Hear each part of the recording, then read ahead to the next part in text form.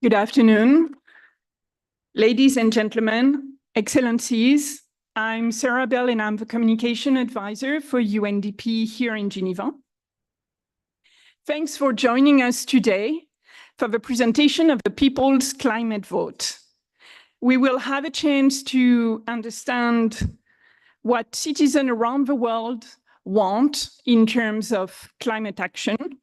And we will also discuss how we can move from aspiration to action.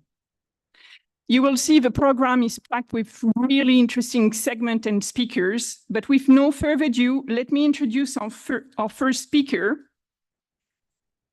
So our first speaker is Aggie Veres, who is UNDP Director. Aggie, do you want to start? Let's kick off. Thank you very much and welcome everyone. It's really a pleasure to have this kind of second event, if you wish, in a row that we organized with in cooperation with WMO. Some of you may have been here for the Weather Kids launch a couple of months ago. And we also wanted to share with you the plans to do actually a series of discussions about climate. So I want to talk a little bit about that and get your feedback, but just to stage this event, we really want to have a conversation with you. So we actually planned for a relatively small event, which became a bigger one, because I really truly believe that Geneva is a special place. And why we're also broadcasting and of course bringing in other audiences, we are very aware of the fact that global processes are ongoing, the COPs, the negotiations around climate. At the end of the day, of course, those agreements are going to shape the pathway forward. However, in Geneva, we have a very, very unique ecosystem. And this is what we'd like to bring together and convene, both from a development, humanitarian perspective, academia, the science, private sector, and I'm very happy to see several private sector colleagues here. Because at the end of the day, shaping the minds who are part of all the policy discussions in Geneva, whether it's on humanitarian action, human rights, WTO, the health, every single theme of those have a climate dimension. So our goal is not just to repeat discussions or having dialogues for the sake of it, but really to shape the minds of the decision makers, policy makers, inputters to all of these procedures and have a conversation. So we do have an active dialogue, not just kind of a latent repetition of what's going on globally. So I wanted to set the stage like that because we don't want this to be we talk to you from the panel, but we really want to have some kind of interactive discussion. So think a little bit already now if you have some good experiences to share, if you have a commentary, if you would like to have some questions, if you have ideas for this series, we really would like to hear from you. But today's event, it's a special one. We have concluded essentially the largest standalone survey of its kind, the People's Climate Vote, which is essentially looking at what do people want vis-a-vis climate? What are people in the world thinking about it, want about it? So you will hear the details of the survey, but essentially we asked about 80,000 people, if I'm correct, in 77 countries, and these countries representing 87% of the global population. So, you know, what came out of this survey is a voice that matters. So you will hear the details, but the bottom line is that citizens' views on climate change today is that it impacts their lives. They want change, they want climate action, and they are really looking at the future through the lens of climate. So kind of put that against the narrative and the discussions that are happening globally in terms of geopolitics, politics, governance. We shouldn't forget that 2024 is the biggest election year in human history. This year, half of the world's population has the opportunity to go to the polls in 72 countries. And then I'm sure all of you are following what's going on in terms of the trends. People want climate action, yet we seem to be voting for governments and politicians who are not standing behind those actions. So why is that? Why is this contradiction and why we are not actually gearing up against it, behind it, I'm sorry. So essentially what we wanted to have today is share with you the findings of the survey. This is what people would like. And let's have a conversation about it with a positive spin. We don't want to focus on the challenges, why it's not happening, but we really want to keep the 1.5 ambition alive, because it is possible with certain climate action, and the UN with UNDP's leadership, also leading the Climate Promise Initiative, on the policy side, supporting NDC implementation, and on the advocacy side, trying to get action from citizens and anything in between. So we actually fear that there is a need to flip the script, this script that's emerging in the narrative, and to build a narrative of climate hope, that there is hope, and the hope not in the sense that it's an empty wishful thinking, but actually there are pockets of success and there are trends of success. So how do we build on those? So we want to find a realistic narrative based on these case studies that you will also hear today, in addition to the survey results, is that will show that we are collectively actually making progress towards the Paris Agreement and keeping the 1.5 goal alive across the board, developing countries. And thank you very much to Your Excellency, Ambassador of Denmark, to present the examples of Denmark later on, but also from developing countries. You will hear the experience of Indonesia, and many of you are in the room who will come in. So we're not pursuing the greenwashing exercise and making a rosy picture, but rather to build on the experiences we actually do have, the data and the science that on one hand is showing an alarming picture, but on the other hand, it's also giving us some directions of which way to go. So with that, I really would like to invite you into this discussion through this event, and as we are running this series all the way to the COP in Brazil, and find ways of connecting the bubbles of Geneva. There are bubbles, as we all know it, where we're working in our own constituencies, and this is an opportunity to bring those bubbles together, to break the silos and have some meaningful dialogues that then can go into the separate discussions that you're all part of.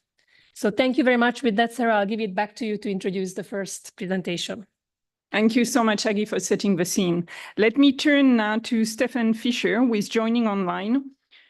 Stefan is Professor of Political Sociology at the University of Oxford and is one of the lead authors of a People's Climate Vote. And he's going to walk you through the key finding of the report. Stefan, the floor is yours. Thank you. Thank you very much. Thank you. The aim of the People's Climate Vote was to bring people's voices around the world to the attention of leaders and policymakers and people with power and responsibility to act on climate change.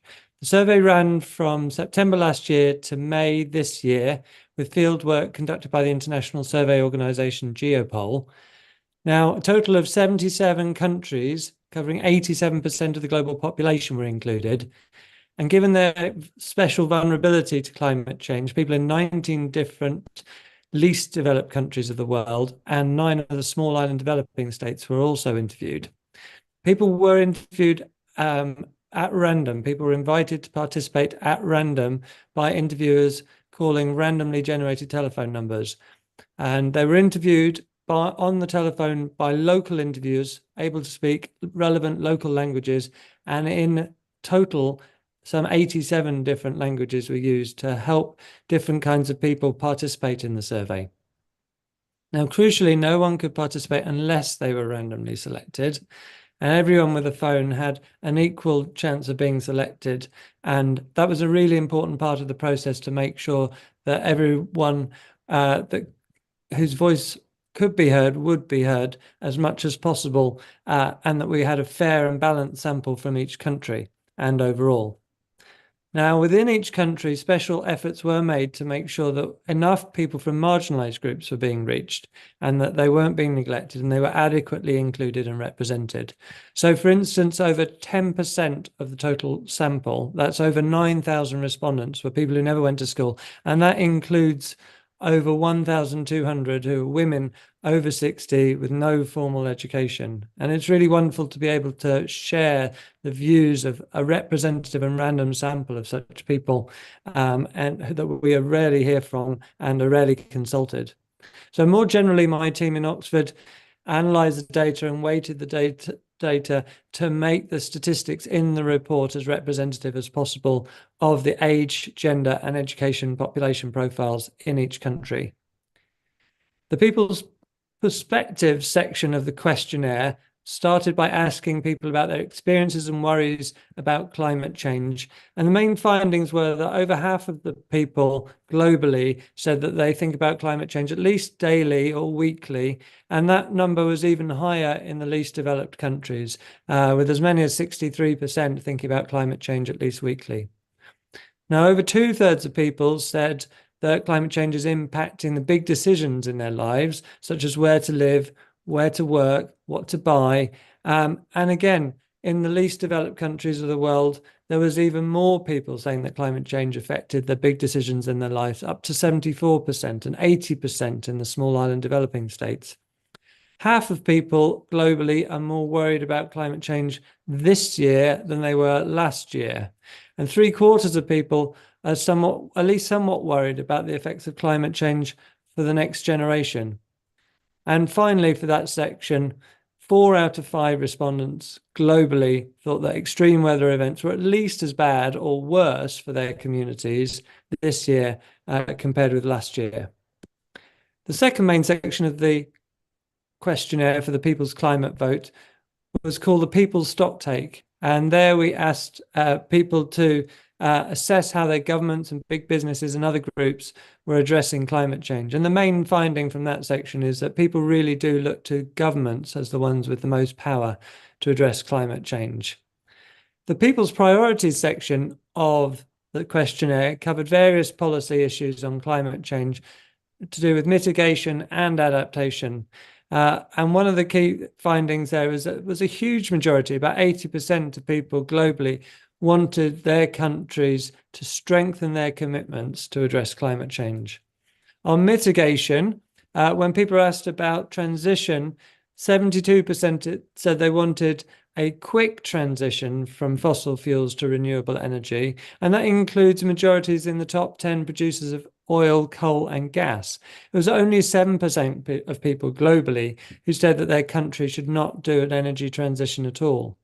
And on adaptation, nearly 8 in 10 people globally wanted more protection for people at risk of extreme weather events. And a similar number said that countries should do a lot more to protect nature. And the final section of the questionnaire focused on international cooperation to tackle climate change. And the main findings here are that around 8 in 10 people said they wanted to see rich countries do more to give more support to help poorer countries tackle climate change. And also, there was another vast majority, 86% this time, of people globally who were in favour of countries putting aside their differences and tensions maybe over trade or other issues and cooperating to tackle climate change. So on all the different policy issues, there were big majorities at the global level and in nearly every country as well. So the overall message from the People's Climate Vote survey is that the peoples of the world are united in wanting to see governments address climate change.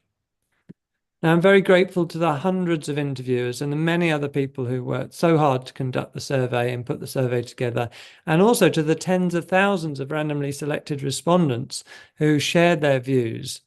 Now, the People's Climate Vote 2024 has now timely data of the highest quality, bringing together the feelings and views of people from all around the world to act on climate change. And that information is now available to those with power and responsibility to act on the climate crisis. So please do visit peoplesclimate.vote and read the report and share the findings. Thank you very much. Thank you very much, Stephen, for this overview. And thank you for staying with us till the Q&A. Now let me turn to Co Barrett, who is the Deputy Secretary General of WMO. She's our first commentator of the report, and she will now provide her own reading of the report. Thank you, Co. Thank you. Thank you for having WMO involved in the organization of this event through Claire's participation, but also having a chance to just respond. And I just want to start by saying, wow, that is fabulous. It's so fabulous to have that kind of information that's gathered across the globe. it really sends an important message to all of us, including those of us who work in this building on climate issues here, that there's a steady and increased demand for climate action and a growing need to address the climate crisis. As the UN's authoritative voice on weather, climate, and water, we in WMO see every day that our climate is sounding alarm bells. It's our duty as scientists to convey these alarms to the world.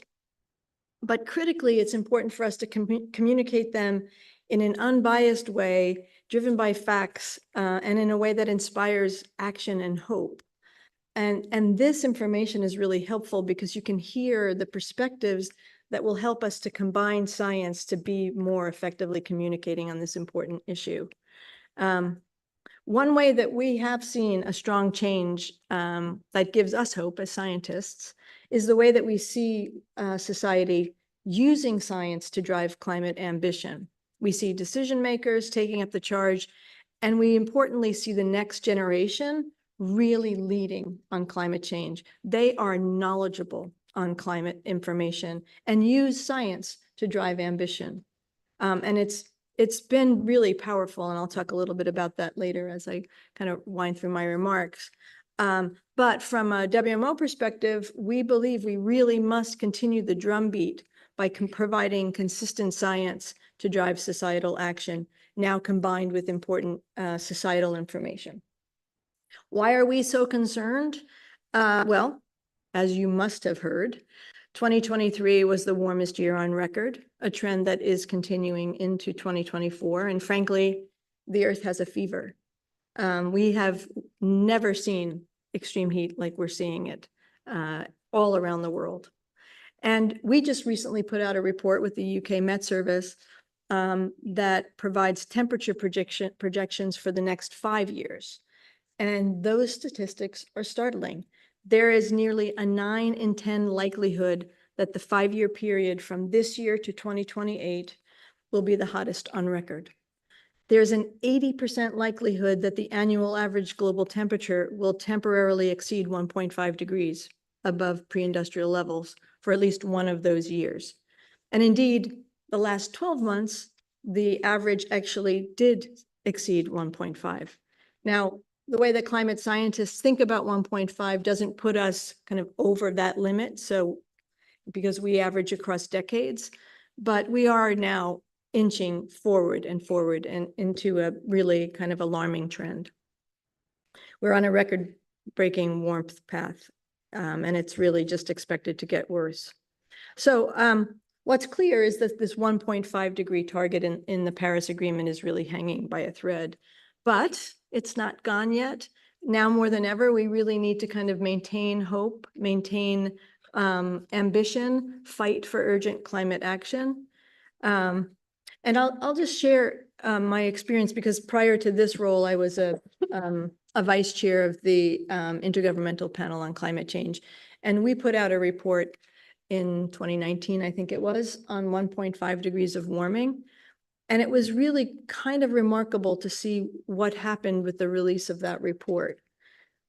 Well, first of all, it was off the charts, the most impactful report that we had ever put out in IPCC's 30-year history, because it actually talked about something tangible. Oh, not just invisible gases and temperature targets out in the future, 1.5 degrees, what would happen, when might it occur? And how could we avoid impacts if we stayed below it? And that report came out at the end of a summer when there were just extreme events all across the globe. So you had the science come out, you had people feeling these impacts, and then you had the UN General Assembly that was focused on climate. And really that confluence of things was tremendously powerful in, I think, changing a bit the trajectory by which people are starting to think about science and climate action going kind of hand in hand. And it really, for the first time, had people talking about a climate emergency, a climate crisis, which now is almost commonplace to hear. So we're really pleased to see the impact of that report. And yet let's just all acknowledge, with the growing attention of the public and the emergence of multiple social media platforms, there's also a tendency towards a growing climate disinformation, delaying climate action. And, as scientists, it's our imperative to present the facts with the appropriate uncertainty. And yet there are times when some will kind of harp on that uncertainty as if we don't really know what's happening. But it's, we know for sure. You look at the historical record, you look at the trends, there's no mistake. But it was very interesting because the IPCC report actually looked at the issue of climate disinformation and looked at the kind of deliberate undermining of science that was contributing to misperceptions of the scientific consensus, and kind of looked at it from a scientific perspective, which is interesting to read if you have an inclination.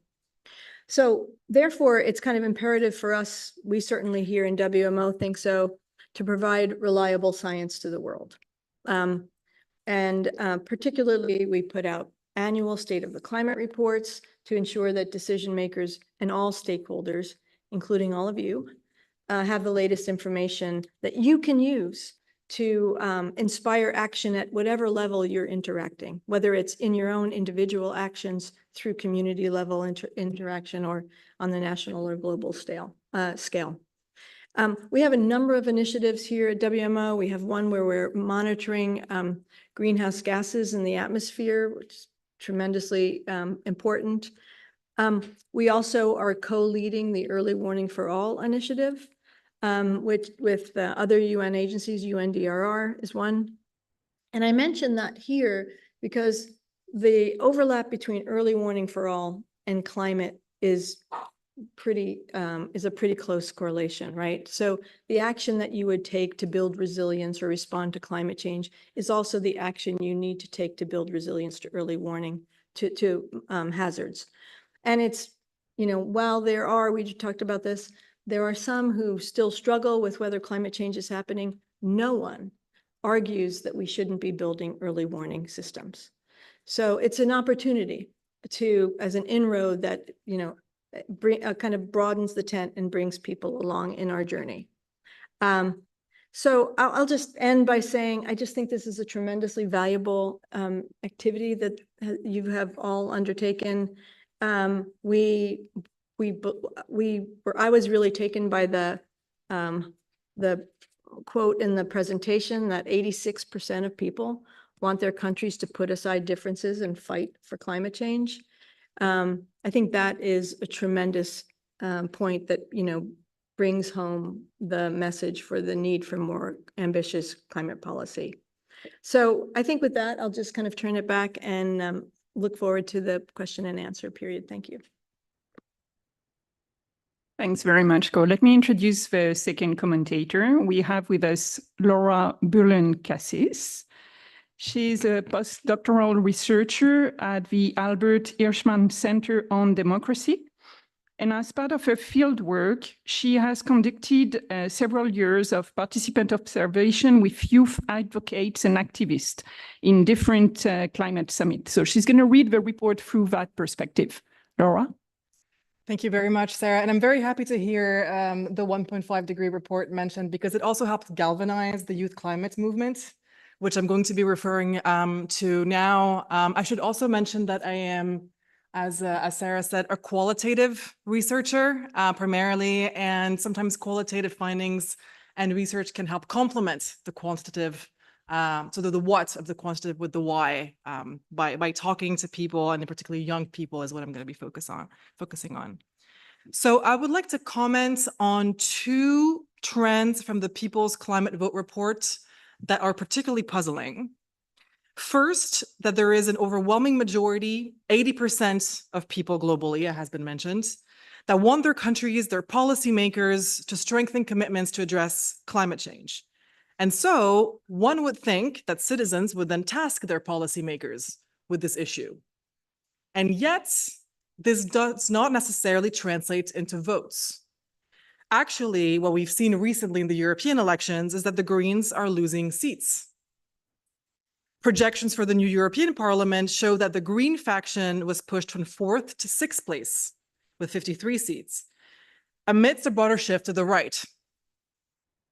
That's the first trend. The second trend, climate worry or anxiety is on the rise. More than half of people, so I think it's 56% globally, said that they were more worried about climate change this year than last year.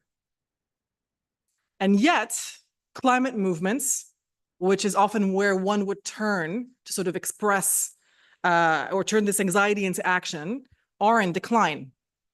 When is the last time that you have seen or joined a climate protest? In 2024, we are very far from the numbers of 2019, where we had hundreds of thousands, if not millions worldwide, joining the Youth for Climate or Fridays for Future strikes worldwide. So in both of these trends, there appears to be a puzzling gap between aspiration and action. So the first, the lack of a green vote, at least in Europe, I can't comment globally, but I'm sticking with this setting, can be partially explained by voters and their focus on short-term issues. The wars in Ukraine, the Middle East, immigration, inflation, and others. We are also increasingly polarized. Some commentators are noting that today's citizens tend to vote against a party or a candidate rather than for a single issue like the climate. In a way, citizens do not feel safe enough to vote for a single issue. So this tells us once again that we cannot dissociate climate action from other political and societal concerns. And the second, and here I will speak primarily from the vantage points of my research with young people, is a longer-term concern with political disenfranchisement among the young. So what are the roots of this disenfranchisement when it comes to climate specifically? So first, and this will not be news to you in this particular setting, but the temporal nature of climate change means that there's a loss of agency for young people who cannot yet be active in politics, but because of their young age, will bear the brunt of climate change the most. And so this resonates with claims of intergenerational injustice and many of Greta Thunberg's speeches that you've heard, I'm sure, such as the How Dare You speech that she delivered in 2019. And second, and perhaps most importantly for our purposes, it can be found in the loss of faith in the political elite as it currently stands and their ability to respond to the immense challenge of climate change. This is particularly pronounced in the last 2 years, with many young activists, for example, leaving the Fridays for Future or Youth for Climate movements, feeling discouraged after years of attempting to create political will, and arguing that from what they've seen so far, and this is a direct quote, there is no path forward for climate within formal politics, at least not right now. They often felt frustrated with how they were treated as young people by the media and the political class, complaining of tokenism and youth washing. And so for this reason, what we notice is that the movement is knowing a very fast turnaround speed. If you attend Fridays for Future or Youth for Climate, depending on the country, protests today, you will see very few of the young people who were there just a few years ago. So arguably, all social movements have a much faster turnaround than any kind of political party or formal institution. But with youth and climate, many young people leave these youth-based movements, which really foregrounds their age, to either join movements of civil disobedience, such as Extinction Rebellion, which are based rather than on anxiety, on something more like anger, or they're at loss as to what to do next. They just don't really want to participate in activism or even politics at all. And then third, arguably, many are not rights-bearing citizens yet. The youth climate movement was full of minors, is full of minors who experienced disenfranchisement before they turn 18 and are able to vote. Many of them feel excluded from formal politics. For example, in France, you need to be more than 15 to even have an internship in a political party. So there is that disconnection as younger and younger people get involved in climate politics, but don't really have a pathway for influence. So there is, however, room for hope. I'm going to try to end on a sort of more positive note. As part of another research project at the Graduate Institute, my colleagues and I have begun identifying spaces of democratic renewal and innovation where there is a response to youth disenfranchisement in the area of climate, of course, And this primarily happens at the local level. And one example I want to highlight, although there are others, is the new Climate Academy in Paris. I don't know if any of you is familiar with it.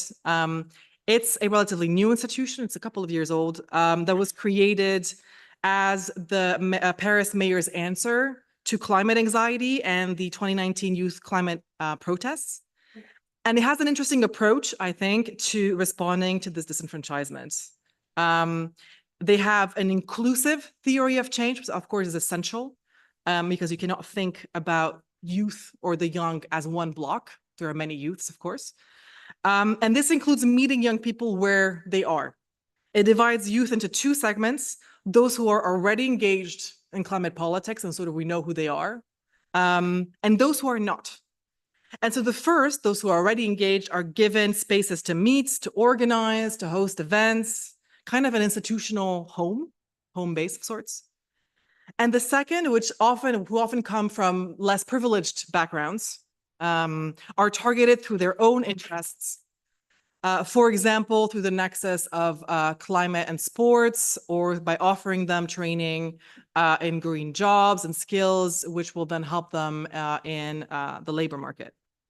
So this Climate Academy is kind of an educational space, but it's also a space for young people to find a new kind of institution that they can trust. And that's kind of a key word here. And it is one of many hopeful examples where democratic renewal can happen at the community level, where trust can be rebuilt, where their worry and anxiety can be turned into aspiration, and aspiration into action, and where that action is to vote green or to mobilize in the streets. So I'll stop here. Thank you so much to UNDP for this important report and for inviting me. Thank you so much, Laura, for starting to tackle this apparent disconnect between aspiration and action, which is the perfect segue for what is coming now. We really want to ask this question of how can we move from aspiration to action?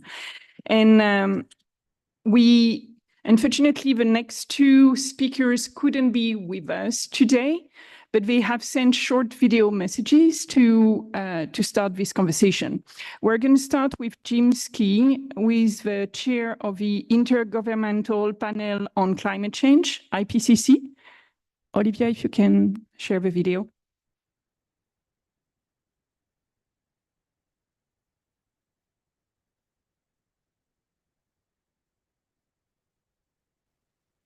Ladies and gentlemen, thanks for the opportunity to make a few remarks at the start of this important event. I'm going to go straight to the question of 1.5 degrees warming. In IPCC, we've been talking for more than 5 years now about rapidly closing windows and the now or never challenge of climate action, and we just can't go on saying that forever. In 2021, we warned that warming of 1.5 degrees was more likely than not to be reached, even with immediate and rapid emissions reductions. But in the meantime, emissions have not fallen, so inevitably the chances of limiting warming to 1.5 degrees are vanishing. In our 1.5 degrees special report, we concluded that social and institutional aspects were the greatest barrier to ambitious climate action compatible with limiting warming to 1.5 degrees. We now need to face up to the fact that we may also be pushing up against economic and technical constraints. So the message is clear: overshoot of 1.5 degrees Celsius is almost inevitable. It demands carbon dioxide removal and creates new risks and uncertainties. Only ambitious action to reduce emissions can reduce these risks. But fortunately, there are also signs of cautious optimism. 90% of the global economy is covered by net zero emission targets. More than half of global emissions are covered by formal climate laws and institutions. And a fifth of emissions are subject to some form of carbon pricing through taxes or trading systems. Around 20 countries have experienced sustained emissions reductions, and the cost of renewable energy has tumbled, leading to a market share of around 10% in electricity generation globally. One challenge is to increase ambition in countries already on a downwards emissions path. looking beyond power generation to transformative change in urban, transport and industrial systems and in land use. And the second challenge is to spread ambitious action more widely. Most renewable energy development has taken place in North America, Europe and China, and there is an urgent need to enable wider development through investment in infrastructure and through financial instruments that reduce the cost of capital and encourage private financial flows. So we have the tools available to promote ambitious climate action, and unless they are employed, limiting warming to 1.5 degrees, even by the end of this century, will slip beyond reach. Please do consider this in your deliberations. Thank you. I hope you enjoy the message of hope and listen to what is coming. I think it's reinforcing this message. So the next message comes from Cassie Flynn, who is the Global Director of Climate Change at UNDP. And we've got a short video to show you.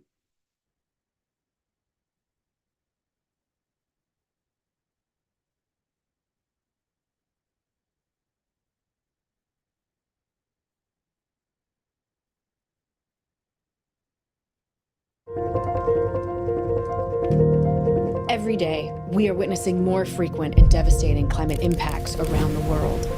Droughts, floods, extreme heat.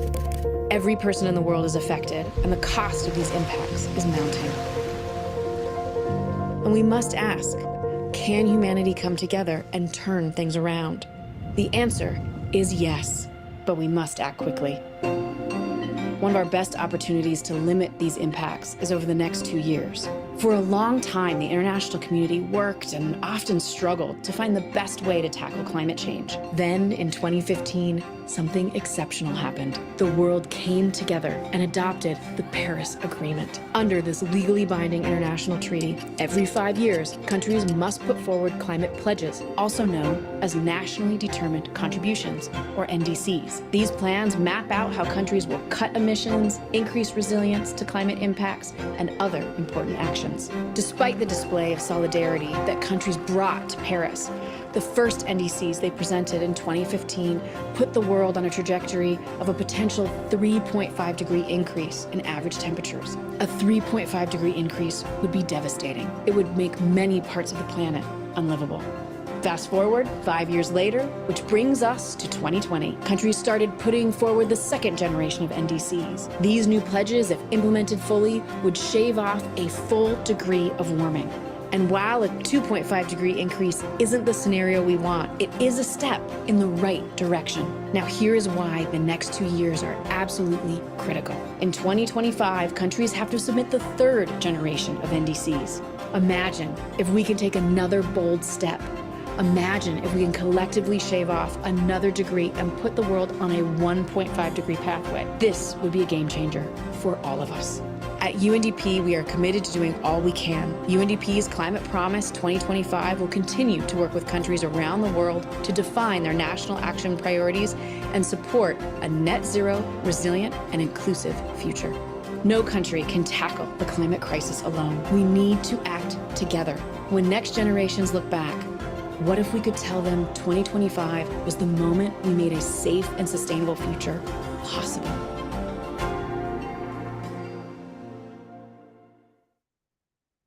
I hope you feel energized with this video. What I remember from this one is when Cassie says, imagine. And what we wanted to beef us this narrative of hope with concrete example. And now we're moving into a case study, which will be facilitated by Claire Ransom, who is Assistant Scientific Officer at WMO.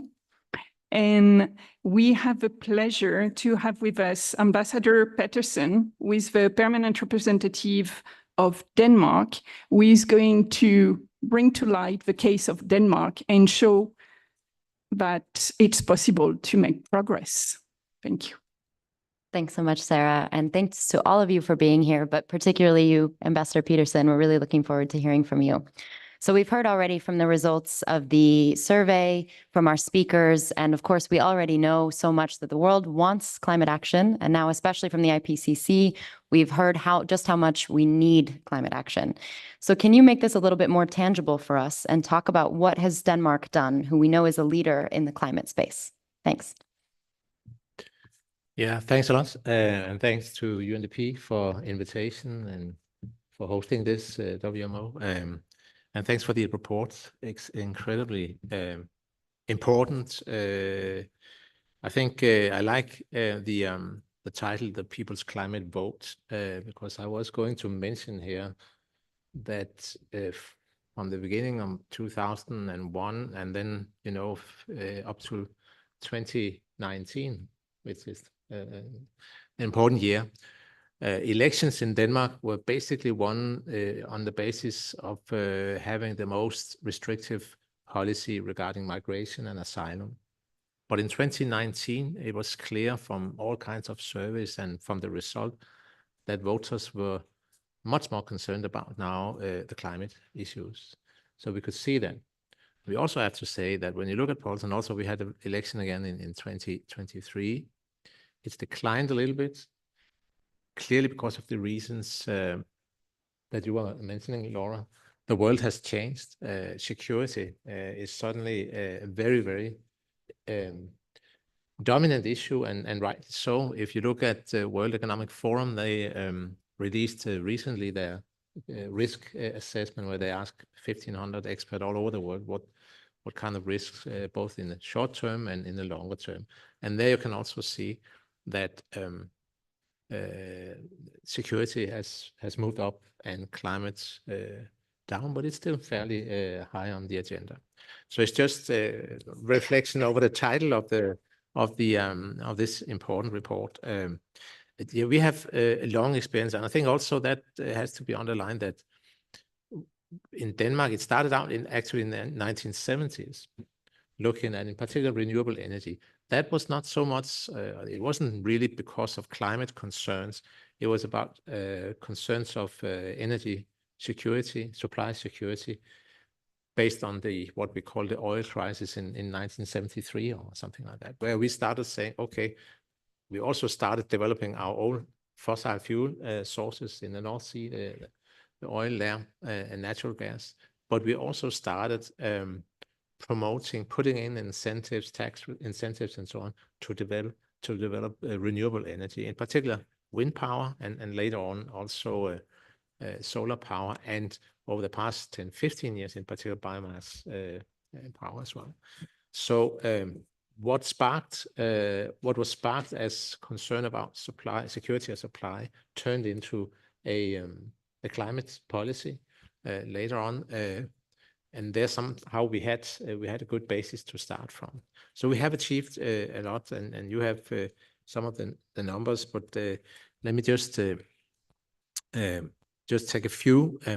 In last year, the renewable energy part of our energy supply reached a record level of 45% of our total consumption. That is if you deduct fuel for ships and airplanes abroad, right? But we're looking at what consumption in Denmark. And last year, of the energies that was produced, wind power and solar power reached 68% in 20.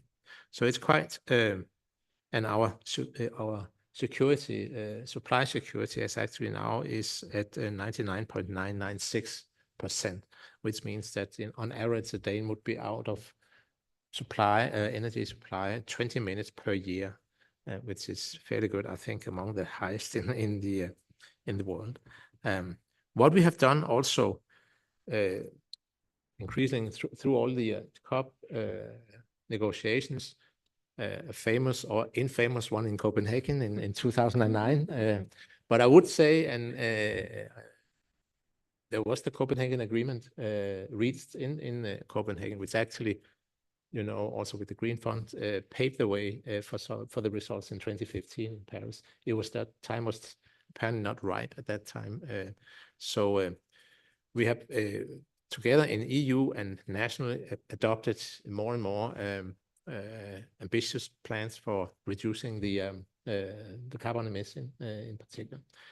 That is, I think, also important to underline that this has been through an effort to involve all stakeholders involved, industry and agriculture, and I'll come back to that in a moment, but and also in the talks about carbon taxes, taxes on emissions and so on. Of course, we are part of the EU and following that.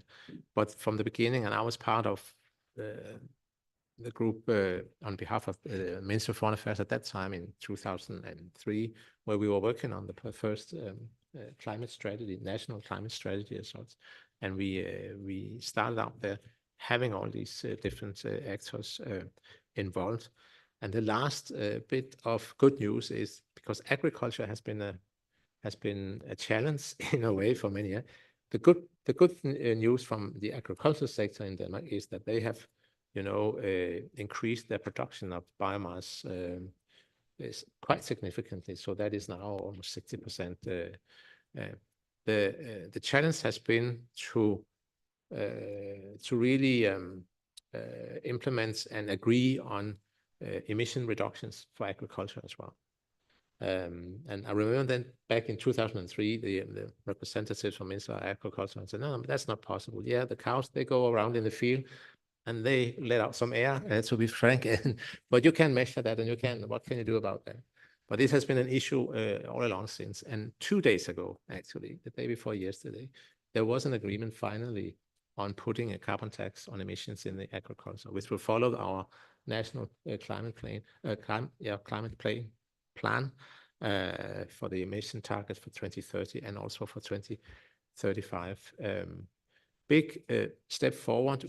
It's called a tripartite agreement, but actually you had both the government, several ministries within the government, you had business and you had agriculture, you had the Danish civil society organization for conservation of nature as a partner in this agreement as well. So that's a big step forward. Yeah, that's huge. Congratulations. And especially to hear 45%, I mean, more than 4 times what we're seeing globally of renewables is definitely remarkable. And I think there's a lot to learn from your case. So I'd like to just come back, because especially in the light of the challenges that we've heard from all of our speakers about what's happening now in our global context, I'd love to hear from your perspective, which of these drivers that you've already mentioned, so financial incentives, taxes, involving more stakeholders, if you had to pick one that you see as the most important driver for more effective climate policy, especially in the light of today's changing political climate? Of course, political commitment to do things, but I think still gradually people could see that there is something going on, right? And in particular up to 2019, but also before, something is changing. And that has been a very important part. There's a number of policy elements, and I would say over the past 20 years, I mean, we turned it upside down in our policy making. Many countries still will, in the energy planning, for instance, they would start up what is the fossil fuel component and how can we diminish that, and then we will top up with renewable energy resources. We have for a long time now turned that around and said, in a way, renewable energy is the default option for our supply. So we start there, and then we look at what is necessary in terms of, as we can see, the projections for the build-up of even more capacity. But we are already now at very high level, and there are some days where, for instance, wind power will be producing. We have a lot of wind in Denmark, many windy days, more than we can consume in that day, right? So you can export power those days.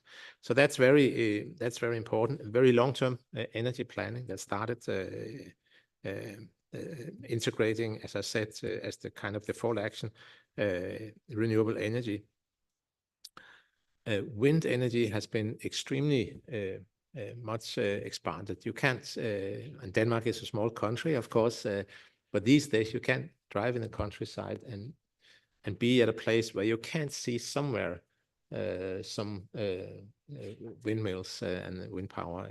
It's really, and also in the sea, wind power based out in the sea.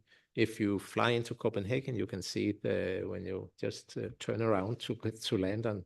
There is outside of Copenhagen in the belt there a windmill plant. So that has been extremely important. Another thing, and that's something that people can actually relate to because we have focused a lot on energy efficiency as well, both in industry, but also and increasingly in residential houses. So a new house being built today in Denmark will be basically zero energy house. Most of them are there. And we have looked a lot into renovating the old masts, and we have luckily and good, we have many old houses, Copenhagen and other places, but they have to be as effective as possible as well. So that's been a focus on that as well. And then I would say district heating has been, the transition to district heating has been very important also in the efficiency. Great, thanks so much. And we are rapidly running out of time. So I'll just ask you maybe in 1 or 2 sentences, the final question. We are very fortunate to have many missions here and lots of different types of stakeholders that we have in the audience, people who work in government, students, UN agencies. Knowing this and sort of looking at this audience and knowing that we've heard so much bad news recently, what would you say is one thing that gives you hope for the future of climate action? Well, I think it's important that, I mean, it's possible to show that this can be done. And I do think, even though we have, and hopefully we all pray that we will have more, I mean, the insecurity, geopolitical and so on will phase out, hopefully, and but it's not just around the corner, I realize that. But I do think people are very aware, even though they may not vote as they did 5 years ago, that things are going on in the climate. My son and daughter-in-law, they're looking to buy a house at the moment. It's clear that there's a basement there. I'm not sure that's a good idea because we have experienced a lot of floodings, heavy erratic rains in Denmark. And suddenly that's an issue. So you start changing the behavior of many in terms of people's choice and also as they vote, for instance. What I think is a big or very important lesson is that we're looking in Denmark now in, you can say, the second round of what is possible, technology development and so on, in order to even improve even more. But we also realized that there's a lot to be gained still, also for Denmark, from the first round of, and that I think gives also hope for the rest of the world. It's possible, it's doable to actually make this difference, but you need to have, I think, strong commitment. You need to have a strong demand from people, the voters, the young people. You need to have strong commitment, and you need to have this whole of society approach where you involve the stakeholders, because that's also what you see in some of the other European countries. They have some challenges with their agricultural sector and so on, but we managed, or government and other parties managed to sit down and said, okay, this has to come because something has to be done here, but let's do it in a fair way. So I think that's what gives me hope that it's possible. Great. Thank you so much again. A perfect message to end on. We'll hand it back to Sarah. Thanks, Ambassador Peterson.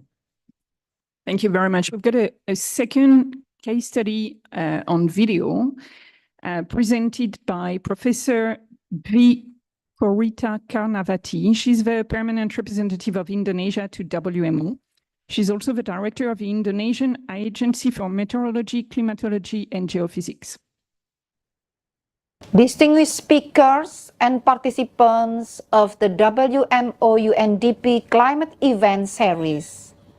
It is a pleasure and honor to share Indonesia's perspective on the role of meteorological service in supporting national determined contributions. Thank you for inviting me to provide these recorded interventions. Looking at the country report of the People's Climate Vote for Indonesia, it is clear that in general the public are aware of the climate change issue. In fact, a huge majority acknowledge the necessity to strengthen commitments to address climate change.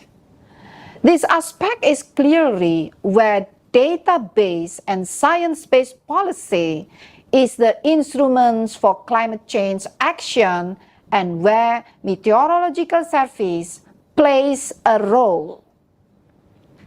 In Indonesia, the governance for climate change issue is taken by several line ministries and agencies. In the policy, it is clearly defined who is responsible for doing what, which sectors will take up mitigation actions, and which sectors will do adaptation actions. The Meteorological Service, in this case, is the Agency for Meteorology, Climatology, and Geophysics, in short BMKG, supported the foundation and the design of the policies by providing data, information, and services. It is further imperative that those policies that are in place should depend on accurate and relevant climate data and climate information, so that the consequential actions derived from the policies address the necessary adaptation and mitigation purposes. To support this, a long-term sustained Earth system observations conducted by the Meteorological Service is crucial. Aside from regular information products to support adaptation of climate-sensitive sectors, the climate change projections provided by BMKG has been used to support various policy documents such as National Adaptation Plan. We are also supporting the WMO programs on global greenhouse gas watch and the integrated global greenhouse gas information systems as an effort to complement the existing regulatory inventory approach of UNFCCC for carbon emissions. By using the IGS and Global Greenhouse Gas Watch approach through its near real-time monitoring, it will enhance the NDC to enable countries for better estimate their carbon contributions and understand their carbon cycle better. This also aids in improving national development planning through low carbon route. Thank you for your kind attention, and I wish you all a fruitful meeting ahead.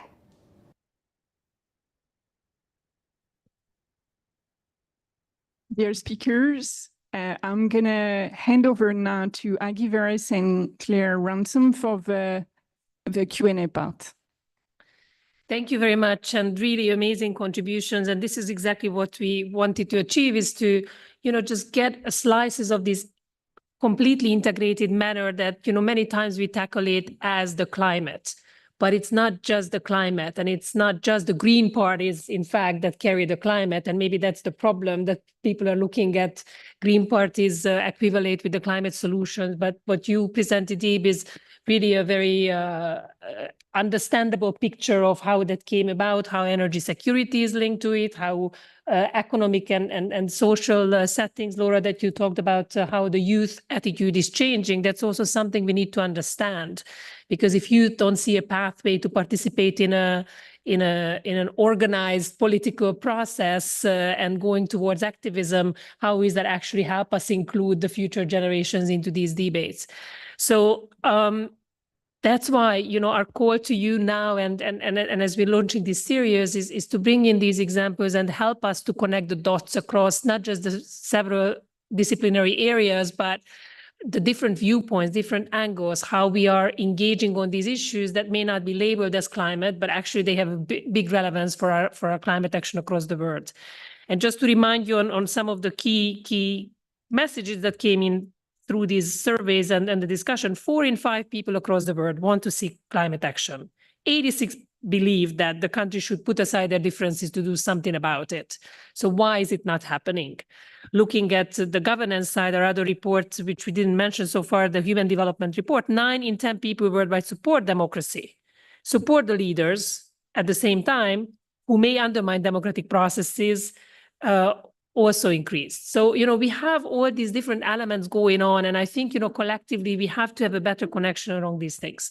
So with that, I really would like to open the floor and bring you in, share experiences from your country's perspective. If you'd like, very informal Chatham House rules, we're not going to associate it and publish it as a formal case study. Share with us ideas that you would like us to discuss in the next of the series, or any questions, commentaries, and of course, questions for the panel members. The floor is open. Put up your hand or any other way you would like to come in. Please, in the background. Hi, I am Mohit Chaubey. I am a second-year master's student at the Graduate Institute, specializing in environment sustainability. I come from India, and I had two observations regarding the recent general elections which happened 3 weeks ago. One thing which I do not see in India right now, my personal observation, is that climate action is not really on the political agenda at the national level.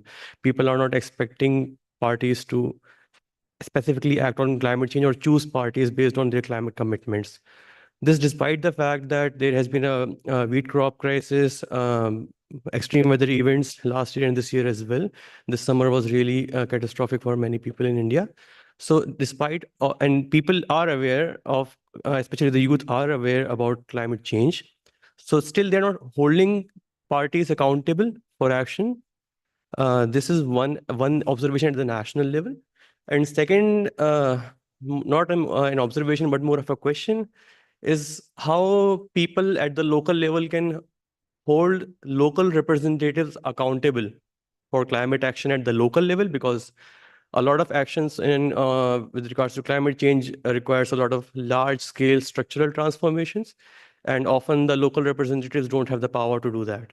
So how people can hold the local representatives accountable, and on what they should be holding them accountable? Thank you. Thanks so much. It's an excellent observation and a great question. I do note that one of our speakers has to leave. And Laura, I was going to direct that question for you, but maybe if we have any other specific questions for Laura from the floor before she gives an answer. Just want to make sure. Okay, fantastic. So Laura, please, if you could address maybe how the local level can be used to hold our policymakers more accountable. Thanks. So maybe just starting with your first observation on climate and the political agenda in India. So most of my research is on Europe and North America. So I wouldn't be able to speak too much about India, but what I can say is that the youth climate movement in particular was really mostly present and active in the sort of worst emitting countries, let's say. So I think it would make sense that in India it would be a little bit less prominent. The youth climate movement has, in many ways, is no longer what it was, but it did succeed, along with the IPCC report and others, to really sort of put climate on the political agenda and make it sort of unavoidable. And that's a process that hasn't happened necessarily everywhere worldwide. So in terms of how to hold local governments accountable, I mean, it's sort of and this is why I brought it up in sort of the hopeful part of my presentation, is that I feel like the local level is where the connection between citizenry and the political space can be the closest and the most active and the most sort of tangible. And so while the decisions can only be also local and smaller in scale, nonetheless, they are tangible, and there can be this important connection there. And also, and this is not the space to discuss this, but like local governments have formed all sorts of alliances in the last few years, global alliances of many sorts, and they are a force to be reckoned with in and of themselves. They work together, right? And you have cities and mayors and all sorts of actors who are sort of bending together for climate action. So holding them accountable, obviously, in my work, I see a lot of activism. It tends to work relatively well. You can very easily sort of make yourself quite visible in a city by blocking a street, by organizing a massive protest. And in the last few years, that's what young people, at least, are increasingly choosing. I don't know if that answers your question, but. Claire, can I add to that? Sure. Laura, I'm sorry you're leaving because I just love every word that comes out of your mouth. And I just wanted to support, I also, from a scientific perspective, think that local level is where the action is. You know, if you look at the range of actions that each of us can take as individuals, you know, we can change our diets, we can change the way we transport ourselves around, we can change our energy choices. They are powerful, but they're not enough. At the local level, if you bind together with others who are also looking to make personal choices, you can increase the power because you are all working together, often in a place that you care very much about. And it's also a way to kind of branch out a little bit so that you're actually working across political parties. I mean, communities are usually somewhat diverse. And so it is a way to kind of work for a place that you care about in a way that feels more amped up than what you can as an individual do. And I think there's tremendous power there. That's where we're seeing the impacts of climate change felt. And so from an adaptation perspective and building resilience, you can do that at the local level in a way that's very powerful. Yeah. Ambassador Peterson, please. Yeah, because this is a very important point, and I fully agree, of course, with the colleagues. Just on India, and I'm happy to say that Denmark and India we have had a partnership over quite a number of years now on developing renewable energy.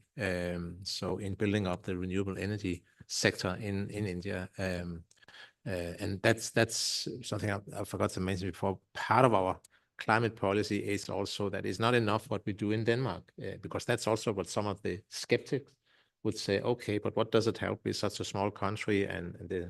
So we have been very active in also turning out, in particular, our development cooperation, but also into very climate oriented. In fact, at the moment, the Danish Minister for Development Cooperation is also the Minister for Global Climate Action and Policies.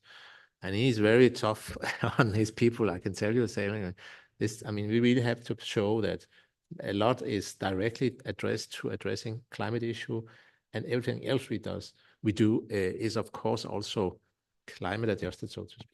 But on the local engagement, I think it's also good. When looking in Denmark, I'm quite thrilled to see, and that also is part of my optimism, that any small local municipality and so on, they have their strategy on how the local development should align to the sustainable development goals. And that means also to the climate thing. And there's a knowledge, so it's not about, of course, informing and getting communication out, because then people increasingly start holding the local decision makers, the councils and so on, accountable and say, so what are you doing about this? And also because, at least in Denmark, you see some of the consequences of climate change, as I mentioned before, floodings and so on. You see that at the local level as well, and people who have lived quietly on the street for 40 years, and suddenly their house is underwater, right? So it's a lot about how do we address it. It's also a lot about sewage system and planning the cities and so on. I would, however, say that, I don't think it does it alone, and nobody said that either, because you need national governments to take part in international agreements, the Paris Agreement and in the COP, and make, as I said before, coherent national strategies for how to address the climate issue in your national plans. And that will be the one for local communities then to take up and say, what can we do in our community here to contribute to this, and what should we do actually? Thanks. Great. Thank you all so much. That was a fantastic question that really has gotten us quite a diverse range of answers. I'd like to now come back to you on the floor and just to see if there are any other questions, but particular. Oh, okay. Lots of hands already. Please go ahead. Yes, thank you very much. I'm Jean-Pierre Raymond, the head of 2050 Today's Climate Action Forum for Geneva. I have first one question. Are you going to transmit this result for UNDP to governments and engage with them to to make finally the climate voice heard? This is the first question. And in terms of how you can do and what you might discuss for your series, I think it's important to highlight that we live on an ecosystem on which we depend. And many people, the vast majority of people being in cities, are completely disconnected from this ecosystem. So I think it would be important to highlight the 9 planetary boundaries and to put it into connection with the sustainable goals. Because we are not achieving the sustainable goals, we are exceeding the planetary boundaries. So basically, it's a total recipe for failure. So if we're able to educate everyone on these boundaries and on how it would be impossible to reach the sustainable goals if we don't take into account these boundaries, I think it will be a good discussion. And so people at the end might vote differently when they have elections. Thank you so much. And Stephen, I'll come to you for that first question, but I first want to take one more question that I saw from the floor. Please go ahead. Okay. My name is Veronika Zamkovska. I'm a researcher at Columbia University in the city of New York. So I have a question. So there were numerous questions asked in the survey, very important questions, of course. What perhaps I'm missing a bit is a question about whether people personally would be in supporting policies that would affect their personal life and the standard of living, probably negatively. I can imagine that this can be sensitive questions, for example, for citizens of developing countries, but this could be a completely justifiable question for people from developed countries. Thank you so much. So Stephen, I'll turn to you, if I may, on the first question on whether or not these results will be shared with governments or what the plan is to sort of disseminate this information further. And then if you could maybe address this gap or if there's any plan to address how individuals might want to vote or not for the type of policies that they say that they want. Thanks. Thank you. Yes. So my understanding is that the report is being shared with governments actively, as well as being available to everyone in the world on the website. The hope is that the information will be looked at and used and absorbed and understood. So the question about questions in the survey about negative impacts on people's personal lives, the short answer is no, we didn't ask a question like that. We asked deliberately questions we thought would be relevant for everybody around the world. And also, even in rich countries, there are benefits in terms of costs and quality of life and in energy security, as the Danish ambassador was saying, for transition to renewables. And so we don't necessarily start with the premise, and maybe I should just say personally and as an academic, rather than on behalf of UNDP, I don't start from the premise in thinking about climate transition as one that necessarily imposes cost, even though there is a financing challenge. Great. Thanks so much for that, Stephen. So we are unfortunately running out of time, but before I hand the floor back over, I'd really just like to flag that there will be a survey that will be sent out after this event that will grant you all the space to share more of your examples and your personal experiences that we were really hoping to hear from you today. So don't despair. There will be a spot for you, but I'll hand the floor over now back to Aggie. Thanks. Thank you very much. And before I close out, I just want to come back to your question and the actions that we collectively can take. And, this kind of discussion is really part of our intake of ideas and input and so forth.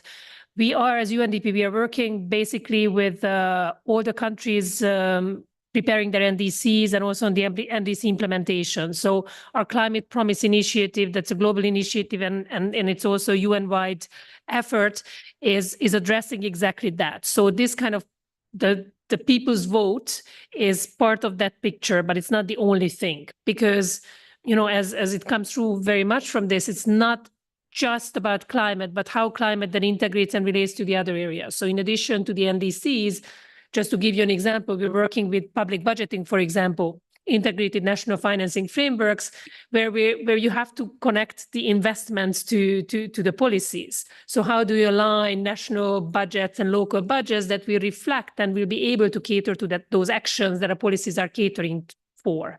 And goes back to your questions about, are people willing to pay the price for climate policies? Essentially, that's what you were asking.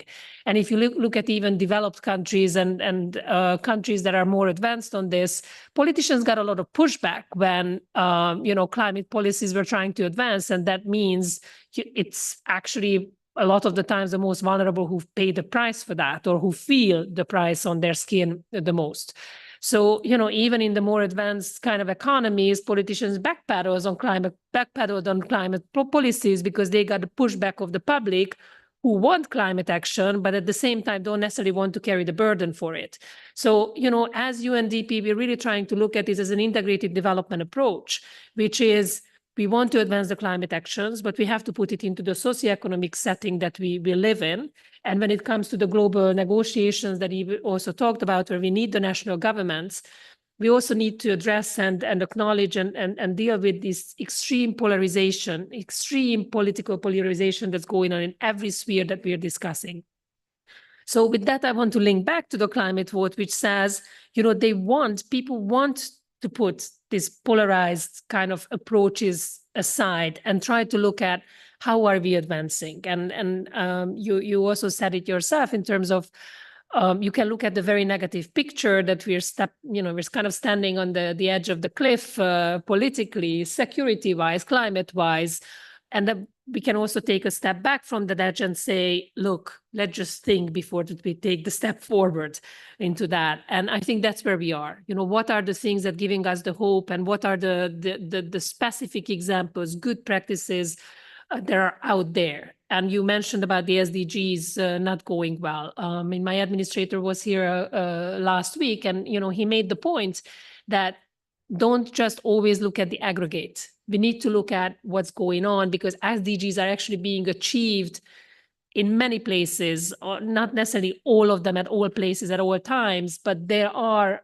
a lot of pockets of progress and there are trends of progress. And we shouldn't forget that when we look at the aggregate and just focus on the grand average of things. So with that, I think we wanted to really commit to keeping the time. So we're going to do just a few minutes after, because we just have a quick closing few points. The next event we're planning at this moment for the 3rd of September, and we really hope to see you there. But in the meantime, we're also going to send a survey, and we're going to try to collect more case studies. And case studies that are not necessarily scripted, but exactly how the ambassador shared it with us. What is this journey? And it's not just about the great climate policies, but also to share what was behind it, what's behind it, and what works, what doesn't work. So feel free to come forward with some of these examples. And then also we're happy to partner with any of you, any organizations across the board of public, private sector, academia, to make sure we really bring in the various points to this. With that, I'm going to actually ask the kids to close us off. Some of you were at the Weather Kids campaign launch, so we put together a little montage for you to get the sense of what is that really the next generation is asking for. And as a proud mother of 3 kids, I'll hand over the floor to them. Public. The program was particularly effective at changing the views of politically conservative parents.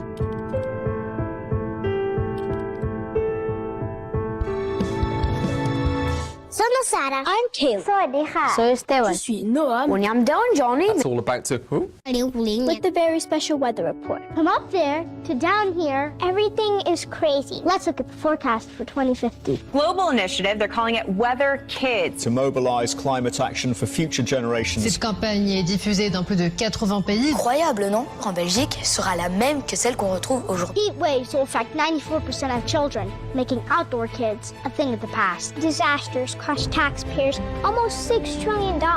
My parents hate taxes, but don't worry, there's still a chance of clear skies.